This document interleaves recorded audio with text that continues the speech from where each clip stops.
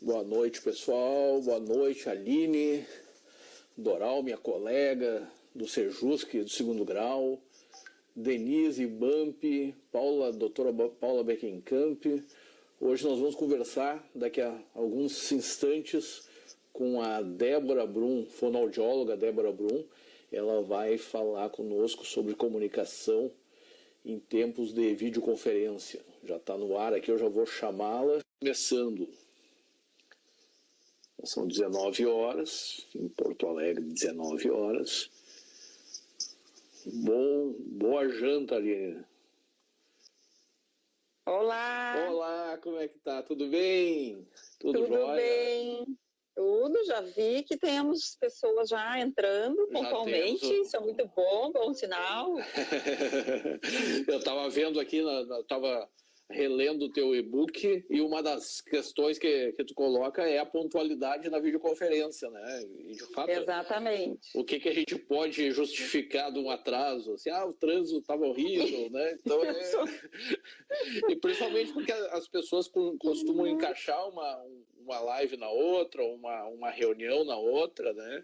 Então elas acabam precisando saber e acabam comprometendo o seu horário. A tua imagem está bem boa, deu uma trancadinha ali, mas está muito boa. Agora voltou, voltou. Eu também ficou preto aqui para mim. Não, está excelente, está muito boa.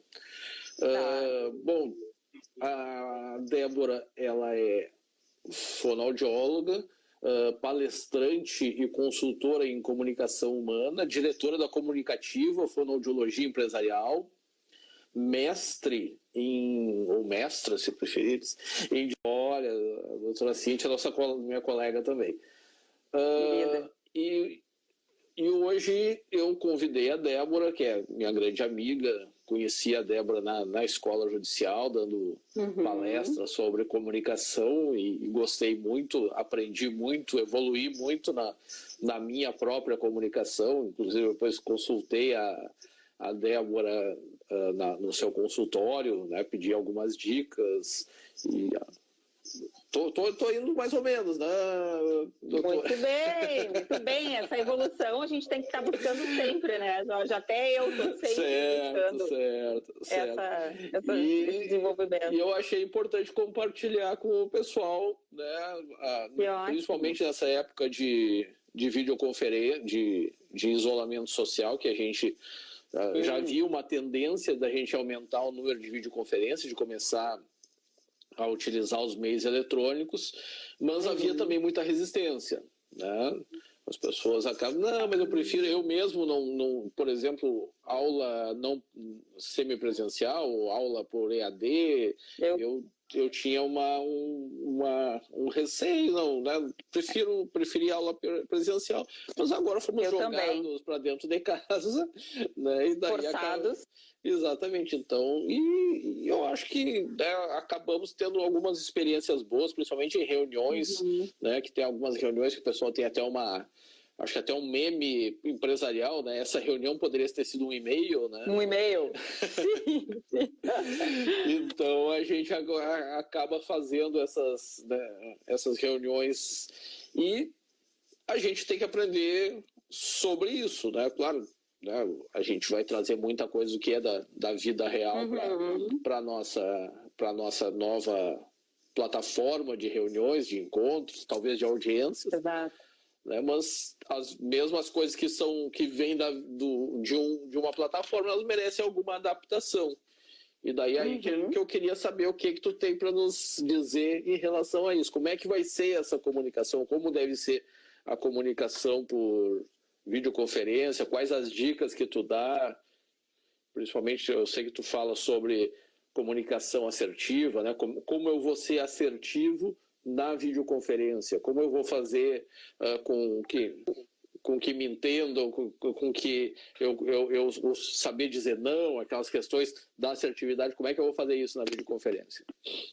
Tá, travou um pouquinho, tá, mas eu não sei, eu não ouvia toda a tua pergunta, mas... Eu vi que tu estava travada, mas eu não sabia se estava ouvindo, assim, eu vou continuar para não dar. Não, mas é isso, na videoconferência, né, como é que a gente vai trazer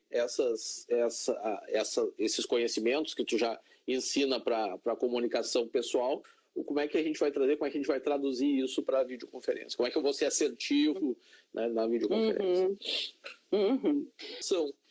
E daí aí que eu queria saber o que tu tem para nos dizer em relação a isso. Como é que vai ser essa comunicação? Como deve ser a comunicação por videoconferência? Quais as dicas que tu dá?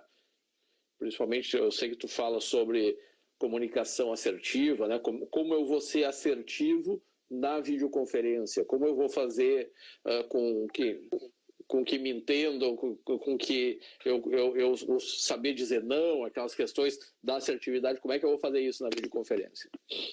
Tá, travou um pouquinho, tá, mas eu não sei, eu não ouvia toda a tua pergunta, mas... eu vi que tu estava travada, mas eu não sabia se estava ouvindo, então eu vou continuar para não dar. Não, mas é isso, na videoconferência, né, como é que a gente vai trazer esses conhecimentos que tu já ensina para a comunicação pessoal, como é que a gente vai trazer, como é que a gente vai traduzir isso para a videoconferência? Como é que eu vou ser assertivo, né, na videoconferência? Todo mundo saiu da sua zona de conforto e todo mundo foi jogado para o mundo online. E o primeiro ponto é a gente conseguir conhecer as melhores ferramentas, conhecer e dominar as plataformas, porque isso é bem difícil, né? A gente está numa sala, vocês numa sala de audiência, eu estou com os alunos numa sala de aula, dando um treinamento. Esse é o mundo que a gente conhece. Aquele palco a gente domina. Agora, para mim, o grande desafio das pessoas que não estavam acostumadas a estarem no mundo online, por essa comunicação à distância, o primeiro desafio é dominar essa tecnologia. Tem muitas ferramentas super interessantes e altamente eficazes, e a gente tem que escolher algumas aí para tentar dominar. Então, escolha a ferramenta certa, que te permite uma boa interação, a internet tem que estar de qualidade, e agora a gente tem que buscar compensar essa distância física, né, Jorge? Porque todo mundo fala do distanciamento social. O distanciamento, ele não é social, ele é físico, mas o contato social nós podemos e devemos manter, né? Aproveitando o uso da internet. E hoje em dia é uma grande aliada. Algumas personalidades que eu sigo que estão fazendo até happy hour pelo... É o que eu ia dizer. Encontro, né? Então, não está tendo isolamento social. Não, e que bom que as pessoas estão usando isso, né? O meu marido estava há poucos minutos fazendo um happy hour com a equipe do escritório dele. E hoje em dia até as pessoas mais velhas, que tinham mais resistência ainda, que é muito mais difícil, né? As pessoas, os avós, enfim, eles também estão agora usando o WhatsApp para se aproximar da família, para matar a saudade. Então não é um distanciamento social, é um distanciamento físico. E quando a gente está falando de trabalho por videoconferência, como compensar, então, essa distância? Que bom que é possível estar por vídeo, embora algumas pessoas priorizem as teleconferências, porque tem algumas empresas, Jorge, que fazem, principalmente as multinacionais que já trabalhavam por home office, tinha muita gente que já trabalhava por home office, né?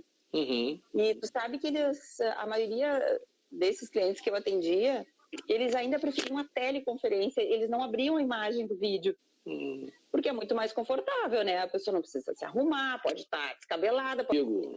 Então, Jorge, é exatamente isso, né? Esse é um dos problemas que a gente tem que lidar, essas interferências.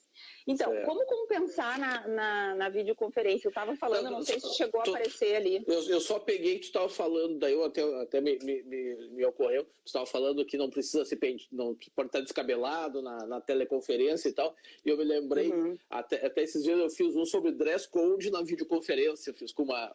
que ótimo! Isso, e daí eu até recuperei uma imagenzinha do Jetsons, que a Jane Jackson, ela tinha uma máscara que se chamava a máscara da manhã, que ela botava para fazer a videoconferência com o rostinho mais tranquilo. Gente, é inacreditável. Naquele tempo eles já estavam visualizando o que acontece hoje, mas é muito bom. Exatamente. Então, tem pessoas que ainda querem fazer as reuniões aparecendo só o áudio, não querem ser vistas, mas isso atrapalha, prejudica. Então, sempre que se possível priorizar, abrir o seu vídeo, estabelece uma comunicação muito mais completa. O que a gente não tem no vídeo tão forte que existe no presencial. No nosso gestual, né? A nossa linguagem corporal, ela fala muito por nós. E aí as pesquisas estão aí para mostrar que ela é mais ainda completa e mais forte do que as próprias palavras. Então, para compensar, a gente tem que usar mais ênfase na voz, ter uma ótima articulação das palavras, porque às vezes, se não está muito claro o som, as pessoas fazem uma leitura labial. Falar pausadamente também é extremamente importante, o que também isso não deixa de ser importante no presencial, né, Jorge? Sim. Mas numa videoconferência, para deixar mais claro ainda, essa pronúncia e falar pausadamente ajuda muito. E para quem está trabalhando com máscara, tem gente aí na linha de frente que tem que estar usando máscara e as pessoas seguem trabalhando. Então, para essas pessoas, o falar articulando mais as palavras é mais importante, é imprescindível, porque a máscara abafa, né? Automaticamente ela corta o fluxo da voz, então a gente tem que compensar. E a máscara também tira isso que tu mesmo falaste, que é a leitura labial, né? Porque às vezes a gente ajuda a entender exatamente a leitura labial. E tu viste que tem pessoas... Só vou aproveitar o intervalo aqui para cumprimentar o desembargador Cláudio Cassu, o Max Bruckner, o André Cecim, vários colegas meus, o Alexis, o Cássio, que está sempre nos assistindo, sempre acompanhando, que é o pessoal que está assistindo, Daniel, o advogado lá de São Leopoldo, agradeço a todos. Mas você estava falando... Da máscara, eu ia comentar contigo que tem algumas pessoas, algumas costureiras fazendo máscara colocam um plástico aqui, algo transparente, para leitura labial, para facilitar a leitura labial até dos surdos, né? As pessoas que usam, que fazem a leitura labial, mesmo que se comuniquem com libras, eles fazem uma leitura. Eu achei super interessante. Um gesto aí de empatia com aquelas pessoas que têm dificuldade, né, de comunicação para fazer a leitura labial. Achei bem interessante. Pois é, quando é que a gente ia imaginar que todo mundo ia estar de máscara, além de tudo, as pessoas... Inacreditável. É surreal, né? É verdade. E outro dia eu estava começando uma videoconferência e uma coisa super importante para as equipes, Jorge, para quem está fazendo essas reuniões, mantendo esse contato com as equipes, o que é extremamente importante, é nos primeiros 5 ou 10 minutos fazer um check-in, como chamam, abrir espaço para as pessoas falarem como é que elas estão. Porque está todo mundo tão distante, então começar 10 minutos antes, a reunião for marcada para as horas, 10 para as 10, abre a sala. Eu já participei de reuniões onde as pessoas colocaram nesses 10 minutos anteriores de quebra-gelo, música, fica super agradável, as pessoas vão entrando, vão conversando, vão batendo um papo, já fica aquela comunicação mais aquecida, e aí depois, logicamente, entra para o assunto profissional.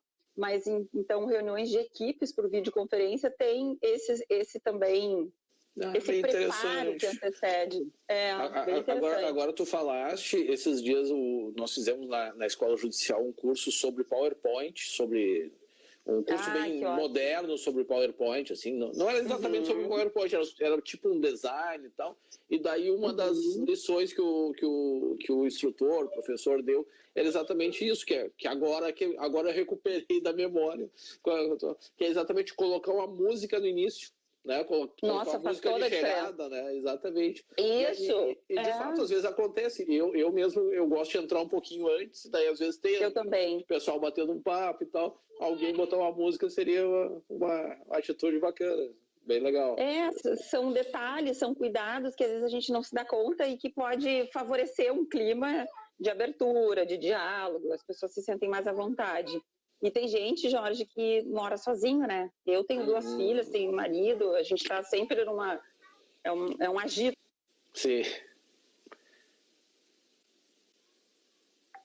Deu mais uma paradinha aqui. Débora, não desista. Não desista.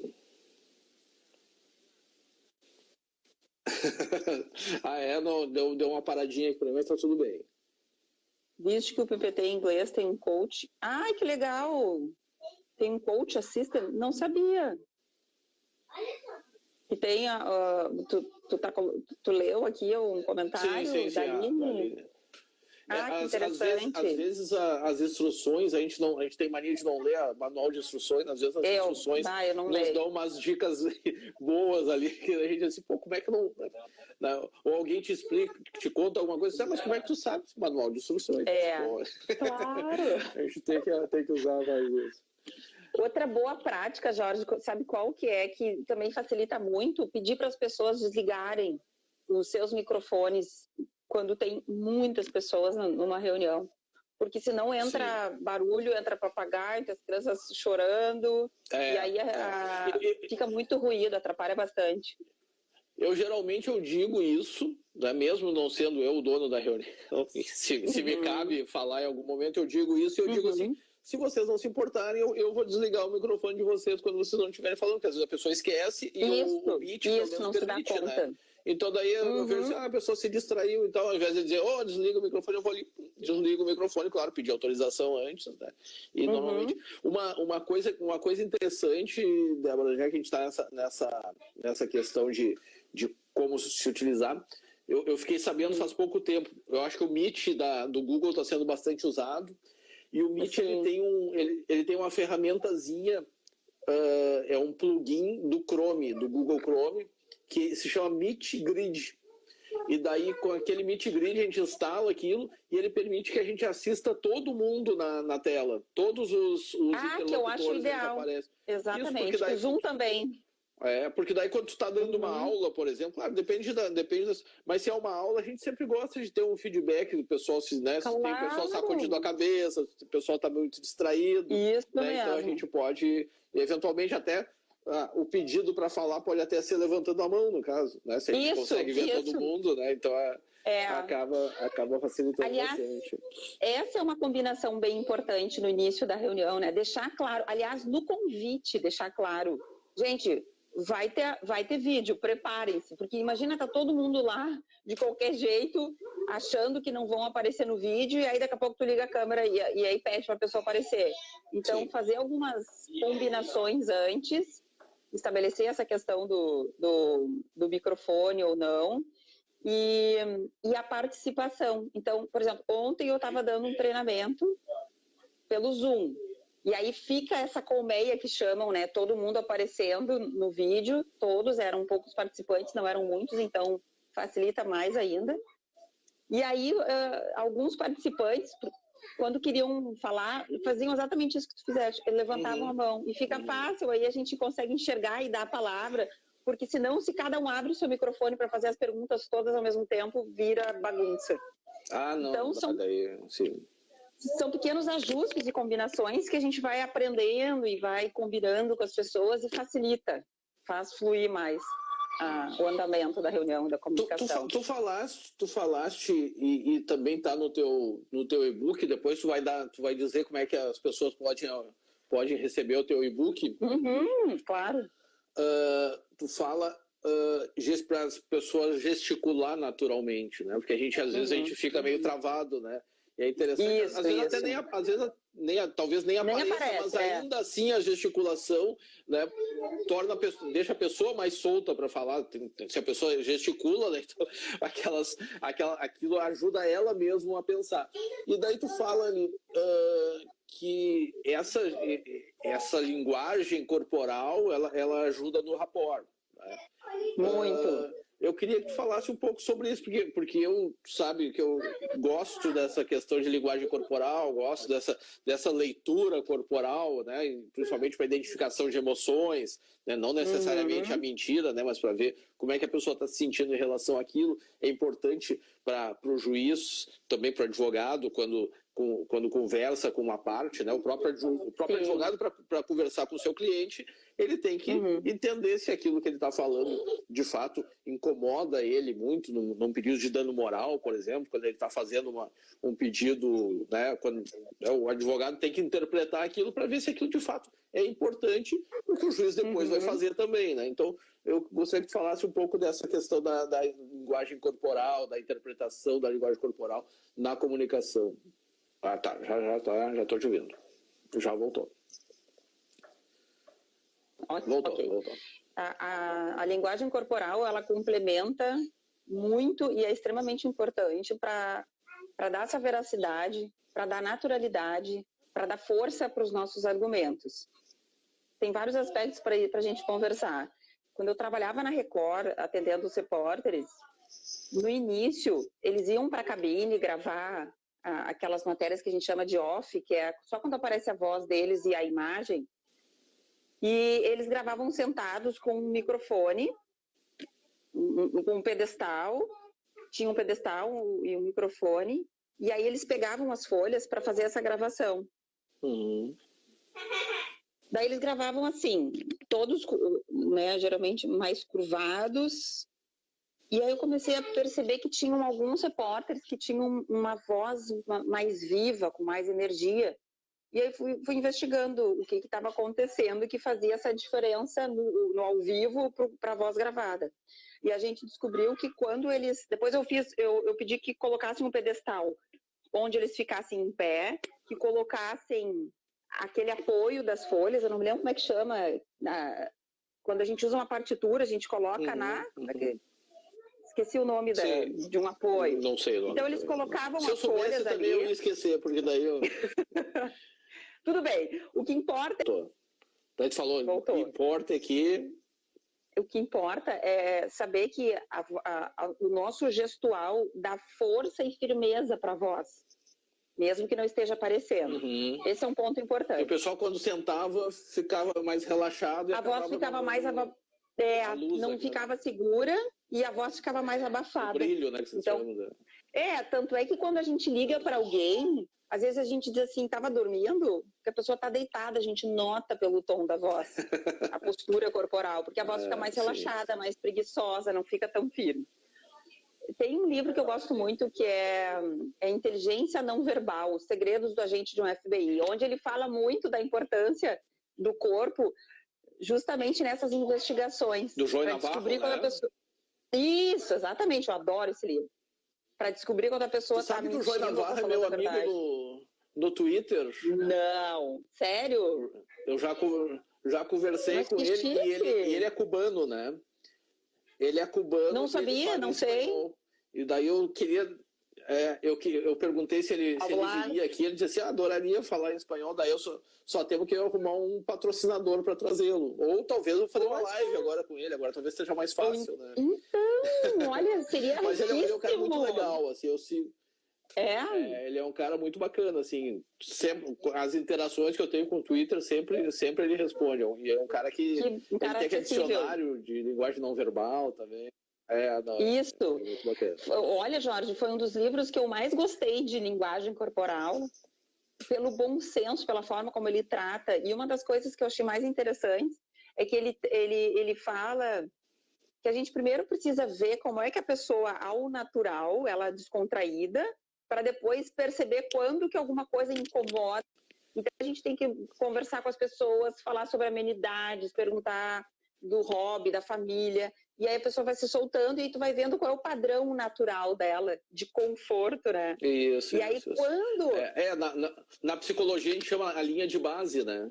Tu tem que ver como é que a pessoa é normalmente... tu tem que ver como é que a pessoa é normalmente, porque daqui a pouco o cara tem uns tickets e diz assim, olha só, ele tá nervoso, né? Tá mentindo. A pessoa rói as unhas, mas ela tá sempre roendo unhas, ela mexe a perna, mas ela tá sempre mexendo a perna. Débora tem um livro, eu e a Débora, a gente sempre troca muita dica de livro. A gente troca figurinhas. Então a gente está conversando entre amigos aqui e vocês são nossos convidados aqui. Tem um livro que eu li agora, do Malcolm Gladwell.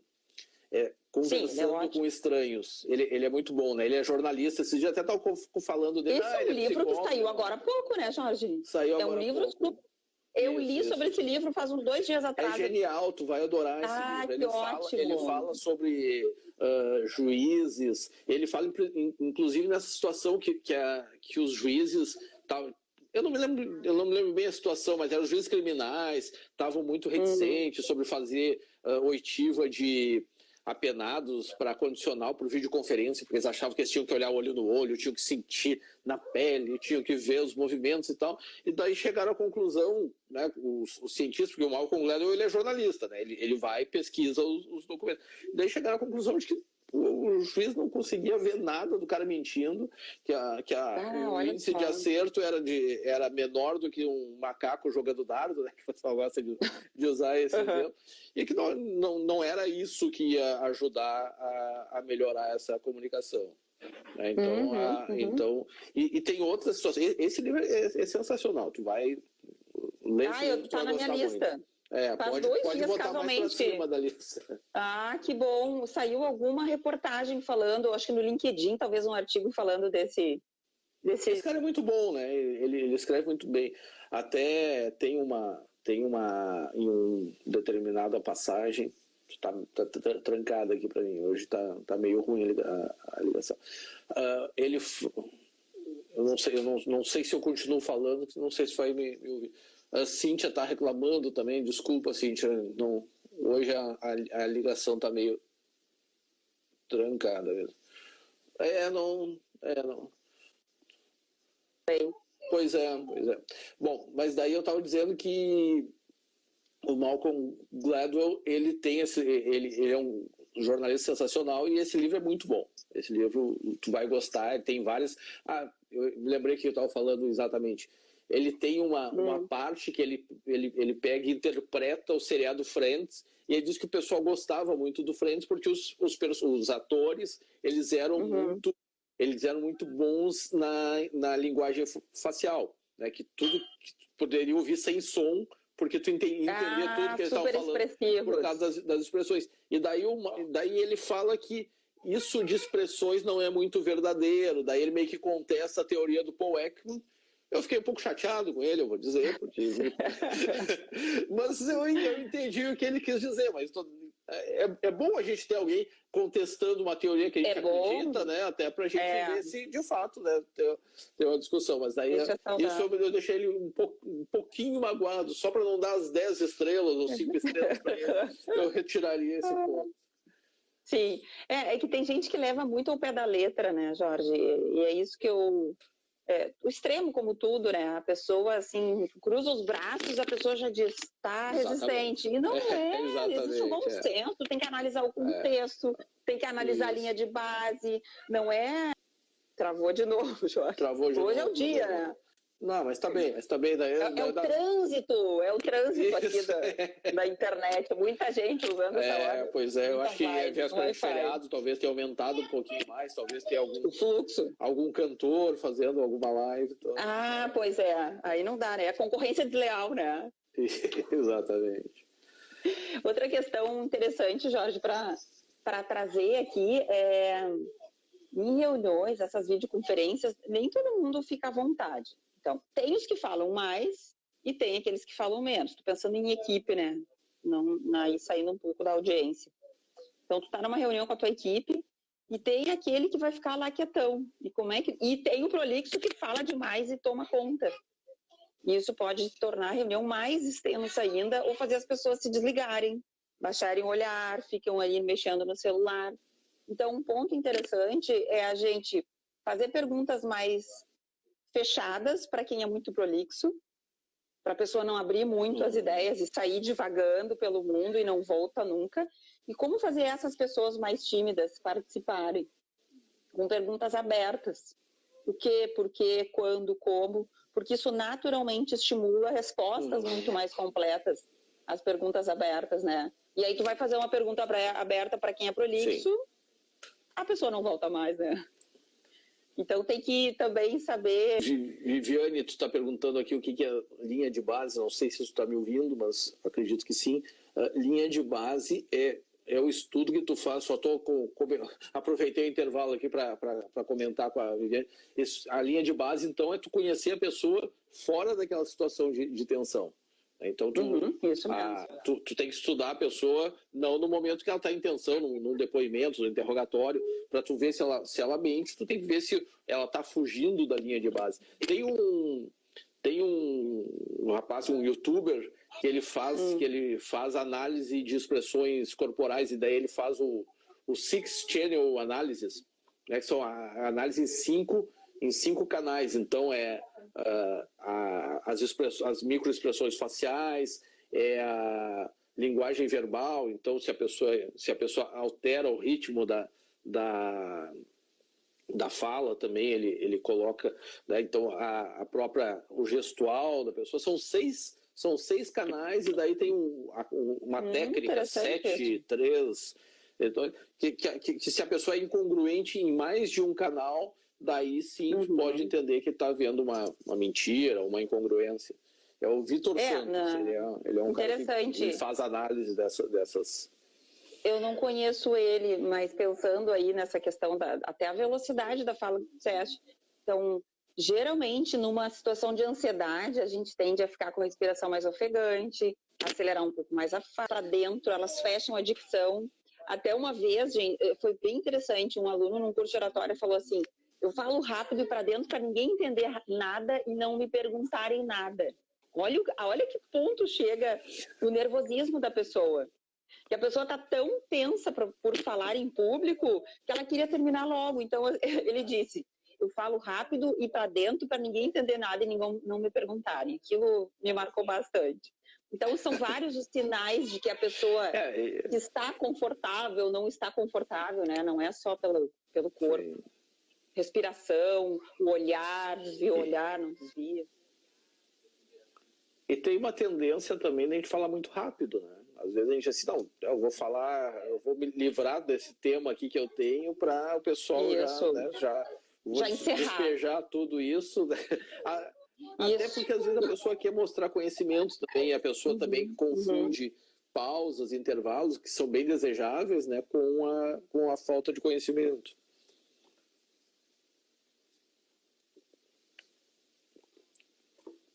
Mas eu vou pegar meu chimarrão então agora. Tá liberado o chimarrão pra live? Tá liberado. Então tá. Esses dias, eu só tô cuidando pra não chiar ele esses dias. Esses dias eu dei uma chiada e o pessoal reclamou. Não é de bom tom, tá fora da etiqueta. Viu, Jorge? Falar muito rápido está associado também àquelas pessoas que o pensamento é acelerado. Então, o pensamento está acelerado e a pessoa acha que se ela falar mais devagar ou se ela der pausas, ela vai perder a linha de raciocínio. Só que é justamente o oposto. Quando a gente dá as pausas e fala mais devagar, o nosso cérebro consegue organizar melhor o pensamento, organizar as ideias. Nós respiramos na pausa e temos mais autocontrole. Então, isso de falar rápido não ajuda, muito pelo contrário, né? Atrapalha. Sim. É importante dar as pausas que tu disse, são pausas muito bem-vindas. Vamos ver se tem alguma pergunta aqui. O pessoal que tiver perguntas, manda a pergunta pelo aviãozinho que a gente vai respondendo.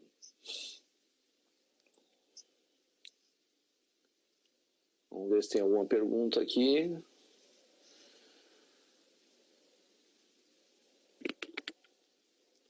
Débora, tu... Sim, eu voltei. Eu vou desligar o meu computador aqui. Tu já fizeste vários cursos na escola judicial, então tu não é juíza nem advogada, mas tu sabe alguma coisa das nossas angústias, né? Sei. Vamos ver se tu tem uma opinião, fique tranquila também para não ter, né? Mas o que tu acha que pode mudar, ou que deveria mudar, ou o que nós, juízes, advogados, devemos nos preocupar, não na reunião, mas numa audiência por videoconferência? Tu acha por videoconferência? Porque é uma solenidade, né? Que não há uma prática de se fazer isso por videoconferência. Né? O que tu acha que a gente pode fazer? Algumas coisas já foram regulamentadas, que assim, não precisa usar vestes talares, tem que usar uma roupa razoável, assim, tem que se... Não dá para vender regata, fazer avião sem camisa, como apareceu um colega. Primeiro, eu acredito que... Quais as dicas que tu daria nessas ocasiões? Estabelecer as regras bem claras, né? Porque eu imagino lá para as pessoas, para as testemunhas, para os advogados, enfim. Jorge, isso é bem importante. Quanto mais a gente consegue manter esse olhar para a câmera, parece que tu te aproxima um pouco mais da pessoa, das partes, de quem está ali participando da audiência. Então, isso compensa esse distanciamento físico, o contato visual. Eu sei que vocês vão estar ali também digitando no computador, olhando, lendo, assim, é meio que se vira nos 30. Mas o quanto mais esse contato para manter a atenção das pessoas ligadas ali nesse vídeo ajuda muito. E o resto são as mesmas boas práticas de uma comunicação pessoal. Tom de voz claro, cuidado para... O tom de voz fala muito, né? Passa os sentimentos. Então, tem uma frase que eu gosto bastante, não aumente seu tom de voz, melhore seus argumentos, né? A pessoa vai se irritando e vai aumentando o tom da voz, e o efeito é contrário. Né? Então, tem que controlar muito o tom da voz também. Vanessa... eu tenho visto, até por estudar um pouco mais, tanto linguagem corporal, emoções, e na psicologia, que as pessoas acabam tendo reações emocionais, né, quando estão tensas, né? Então, é exatamente isso que tu falaste, né? Tipo, se teu argumento é ruim, não vai ser ele mais alto que ele vai resolver, né? Não, agora, muito pelo contrário. Exatamente. Agora, se teu argumento é bom, né, tem que colocar ele de uma forma que a pessoa compreenda. Que eu acho que daí eu vou estender um pouco os teus conhecimentos. Eu acho que daí tu poderia nos falar um pouquinho sobre comunicação não violenta, né? Que eu conhecia a comunicação não violenta por indicação tua, né? Sim. E é uma técnica que é muito simples, e talvez pela simplicidade seja difícil, né? Da gente poder dizendo ou ouvindo melhor, ou pedindo que a pessoa repita, né, o que falou, a gente entender melhor. Mas... A comunicação não violenta, ela está cada vez mais usada, ela já foi... Ela não é de agora, mas agora as pessoas estão tomando mais conhecimento, já é usada na justiça restaurativa, na mediação de conflitos também, ela está presente. E o primeiro ponto da comunicação não violenta é olhar para o fato sem os nossos preconceitos. Isso ajuda bastante, porque às vezes tu está olhando para uma situação misturando as tuas ideias, os teus julgamentos, os teus preconceitos antes de saber o que aconteceu. Então, trazer o fato sem esse julgamento deixa muito mais claro para as pessoas conversarem sobre aquilo que aconteceu. Então, por exemplo, alguém gritou contigo. Eu falei assim, tu foi muito grosseiro, tu me humilhou, você quis me humilhar. E às vezes a pessoa não teve essa intenção de humilhar, ela falou alto porque ela se emocionou, porque ela se empolgou, e a gente já traz junto o nosso julgamento. Você me humilhou, você quis me desvalorizar, etc. Então, o primeiro ponto é trazer os fatos. O segundo ponto, que é algo super ainda difícil para a nossa cultura, para nós em geral, é expor os nossos sentimentos. Voltou de novo. Débora, eu tô evitando de falar porque eu acho que se nós dois falamos, talvez dê uma travada. Isso, então pode ir falando. Tá, eu falei dos sentimentos, pegou essa parte? Então, as pessoas, não sei se tu lembra de algumas frases assim, engole o choro. Que isso, guri não chora, coisa de guri não chora, homem não chora. E aí a gente acaba minimizando os sentimentos ou fingindo que nada está acontecendo. Isso a gente faz com as crianças, fazia muito com as crianças, né? É feio expressar os nossos sentimentos. E a comunicação não violenta mostra que expressar os sentimentos faz com que as pessoas se conectem mais umas com as outras. Expressar vulnerabilidade não é um sinal de fraqueza, muito pelo contrário. É um sinal de coragem. E a Brené Brown fala muito bem isso. Aliás, sugiro que se alguém sobre vulnerabilidade, coragem, o poder da coragem, eu acho, assistam, é fantástico.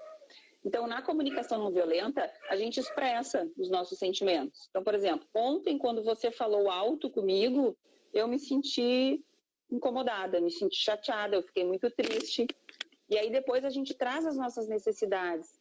Toda vez que existe um sentimento ruim, uma emoção ruim presente, é porque nós temos uma necessidade não atendida.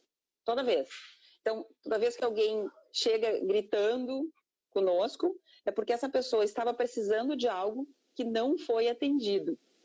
Eu até brinco, às vezes, nos cursos.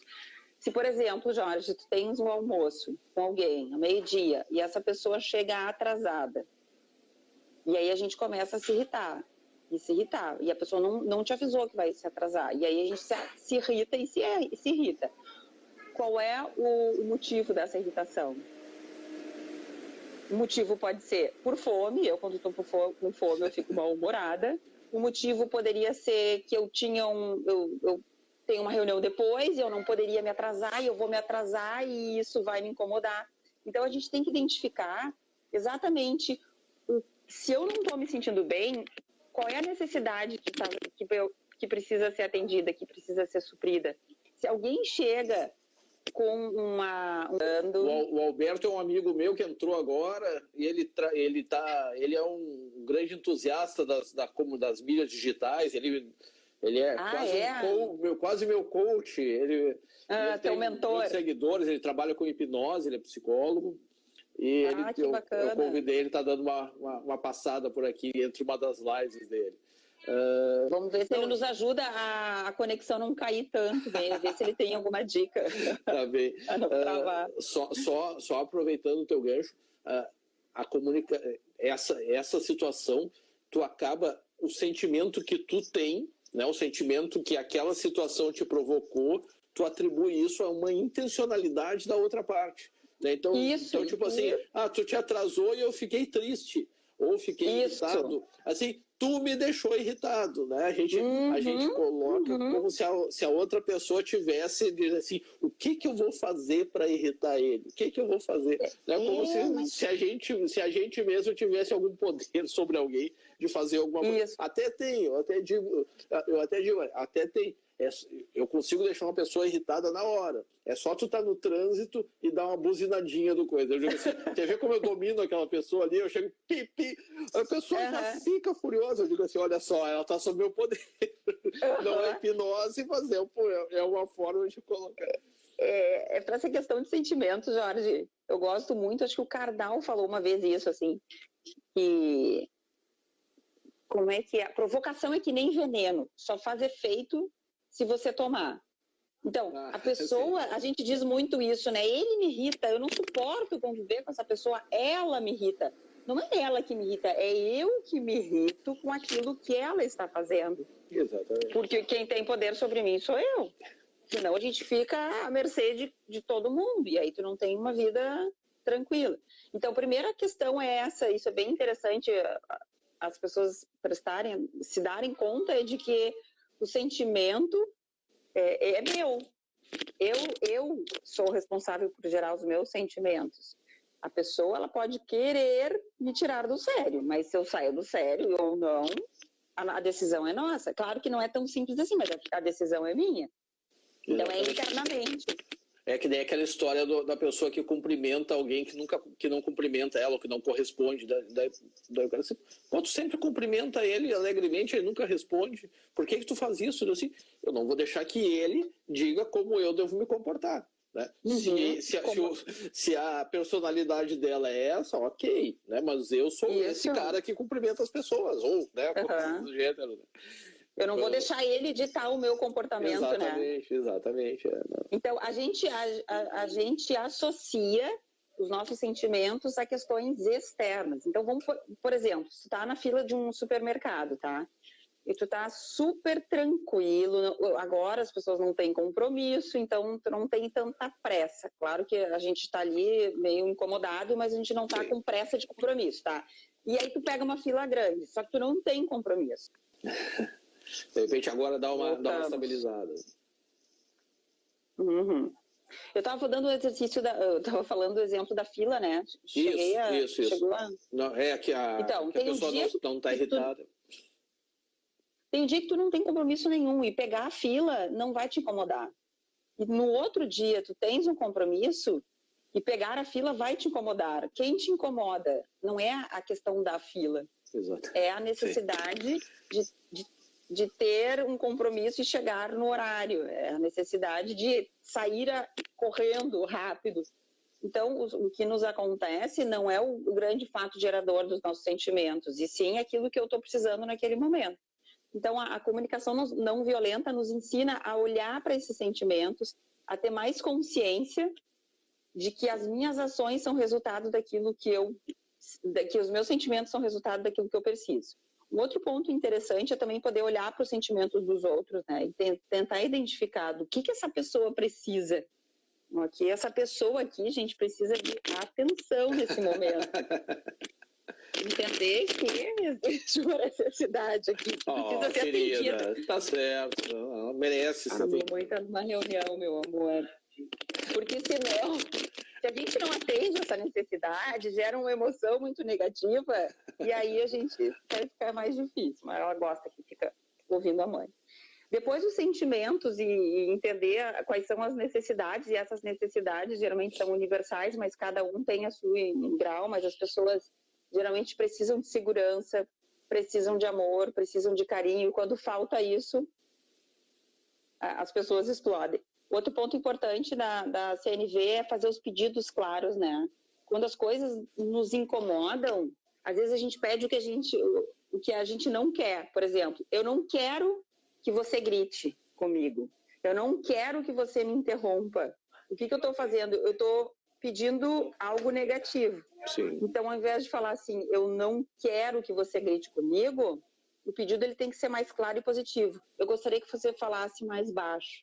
Sim. Até o Rosenberg fala que o próprio nome da disciplina dele, do comunicação não violenta, acaba sendo um pouco contraditória com a própria teoria dele, mas ele diz, bom, esse foi o nome que ficou, né? Na verdade, não deveria ser, tu não pode qualificar alguma coisa em relação ao que ela não é, né? Assim, ela é não violenta, né? Então, mas ele pede inclusive desculpas por essa questão, por essa situação. Voltou ou não voltou? Voltou, agora voltou. Chegaste a pegar meu comentário sobre o nome de comunicação não violenta, né? Não, eu vi o final, mas todo mundo tem um receio, a maioria das pessoas tem receio, né, do nome, e tem muita gente que nem lê. Ele acaba chamando, ele acaba se contradizendo, porque tu estava dizendo que tu não pode dizer o que tu não quer, né? Assim, eu não quero que tu grite comigo, eu não quero que... Taraná, e do próprio nome da disciplina tem um negativo, né? Ele define a coisa pelo que ela não é. Então ele mesmo faz essa autocrítica para o nome que acabou se consagrando a comunicação não violenta.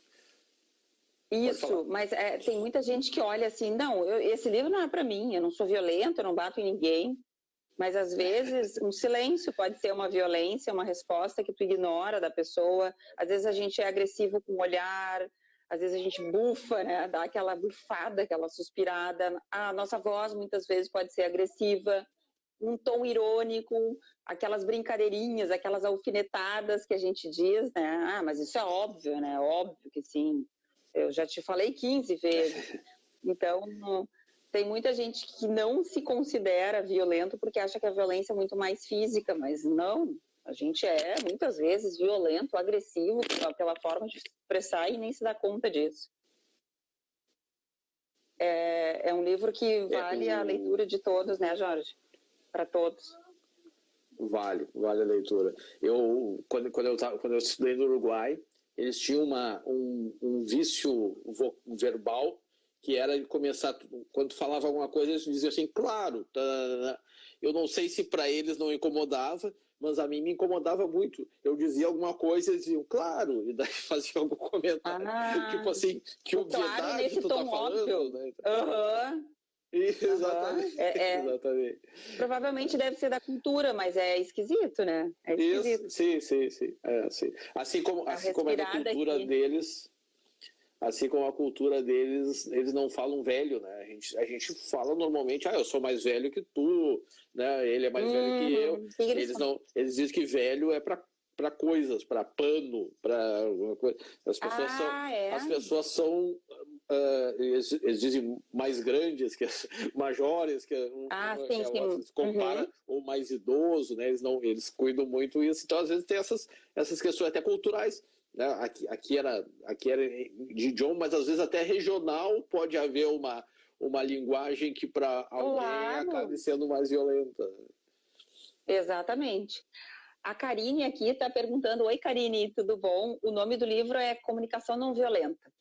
A Karine disse que não ouviu aqui, porque está cortando bastante. Mas o melhor, na verdade, para aprender comunicação não violenta é fazer o curso da Débora. A Débora já destrincha toda essa história. Já dá uma... Não, e esse realmente a gente tem que praticar muito, Jorge. E não é simples, não é fácil, mas é possível e é transformador. Isso aí aproxima mais. Mais uma congeladinha. Estava falando do... Vai Elias falando do curso maravilhoso da Débora. Acho que voltou. Jorge, isso é para testar como se virar, que nem os repórteres, né? Que tem que ficar horas ao vivo ali, não dá para deixar cair a audiência. Certo. Top. Eu estava comentando, para quem não sabe, o símbolo da comunicação não violenta é a girafa, porque é o mamífero terrestre com o maior coração. O mamífero com o maior coração é a baleia, mas o terrestre é a girafa. Sim. Que é algo bonito, né? Porque é uma comunicação empática, né? É uma comunicação mais humanizada. Por isso que conecta mais as pessoas, é muito bacana. E ele fala bastante da linguagem de girafa, né? Apesar de, por incrível que pareça, a girafa... E a linguagem do chacal. E a girafa é o único animal que não emite nenhum som. Isso, porque não tem cordas vocais. Exatamente, que coisa interessante, né? Então, o que mostra que a gente não precisa do grito para se comunicar bem e da voz. Exatamente. Tem outros recursos. Mais alguma pergunta aí, gente? Nós estamos chegando no limite aqui. Daqui a 5 minutos vai cair o nosso link.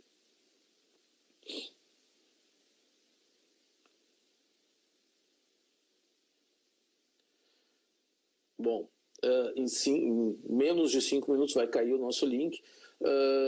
Sim, eu acho que acho que vai ficar ruim da gente continuar. Eu acho que vamos terminar quando cair, vamos terminar, até para a gente não ficar nos bloqueando. Eu acho que o pessoal gostou bastante. Eu acho que a gente vamos fazer uma outra live em outro momento. Em outro momento, não numa véspera de feriado, daí com um tema talvez sobre comunicação não violenta, que o pessoal se interessou bastante. Sim, a gente pode explorar mais esse assunto, que é um assunto tão rico, tão lindo de trazer exemplos, é muito bacana. Aliás, deixa eu só falar de um exemplo que agora me lembrei, do livro que talvez algumas pessoas se identifiquem, né? Que a mulher fala pro marido, eu acho que você está trabalhando muito. E aí ele pensa assim, é verdade, eu acho que ela tem razão. Eu estou muito workaholic. E aí o que ele decide fazer? Ele marca na quarta jogo de futebol, na quinta um churrasco com os amigos. E no fundo, o que ela queria? Mais atenção. Então, como as pessoas têm dificuldade, que ele ficasse mais em casa. Então, como as pessoas têm dificuldade de pedir claramente aquilo que elas esperam, né? Se ela dissesse, olha, eu sinto a tua falta, eu gostaria que tu estivesse mais presente, eu gostaria que tu jantasse conosco, que chegasse mais cedo em casa. Então, que a gente faça pedidos mais claros, que a gente consiga dizer claramente e abertamente o que a gente precisa e como que a gente se sente, né? Então, depois a gente pode ficar para uma próxima live, a gente falar de comunicação não violenta aí. É um tema legal. E esse livro, né, o pessoal que vai comprar o livro, a Débora está nos devendo um livro. A Débora, eu sei que já teve estudando para escrever um livro. Em breve, eu acho que vai sair esse livro. Não, mas o pessoal está... Ele vai sair, algum dia sai. Tá bem. Mas esse comunicação livro, assertiva, não é sobre comunicação não violenta. Mas esse livro de comunicação não violenta, ao lado do Como Chegar ao Sim, que a gente usa para negociação, eu e a Lívia trabalhamos com negociação, são livros de cabeceira. Né? São livros que a gente lê e a gente precisa reler porque eles sempre trazem uma mensagem nova para a gente. Por exemplo, esse exemplo que tu deste agora é excelente, eu não me lembrava dele. Né? Então a gente tem que ler de novo, sempre que possível, o livro, para a gente retomar as nossas características, nossas qualidades, tanto de negociador como de comunicação não violenta, que tudo no final acaba se completando.